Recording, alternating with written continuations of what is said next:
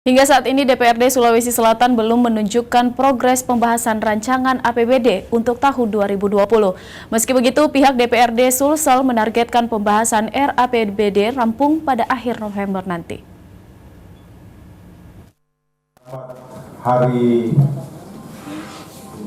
Progres rancangan APBD untuk tahun 2020 oleh DPRD Sulsel hingga saat ini belum menunjukkan pembahasan di tingkat komisi. Hal ini pun tidak membuat pihak DPRD Sulsel pesimis.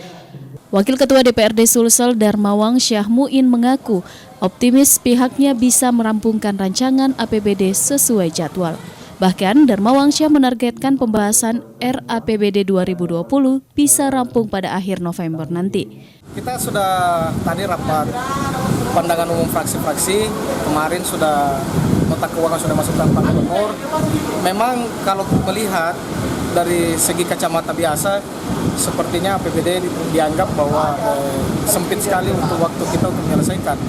Namun kebiasaan kita DPR bahwa waktu 14 hari kerja itu sangat panjang sekali. Karena kita sekarang besok jawaban gubernur, setelah itu kita akan menyerahkan ke Banggar sekaligus lanjut ke komisi-komisi untuk membahas. Saya rasa komisi itu lebih dari cukup untuk membahas kalau kita berikan waktu seminggu. Keyakinan politisi Gerindra ini dalam menyelesaikan pembahasan RAPBD karena menurutnya pembahasan di tingkat komisi tidak membutuhkan waktu yang lama. Yahya Aditya, Celebes TV. Sehingga menjadi evaluasi selanjutnya dalam proses bantuan-bantuan. Ini baru tahap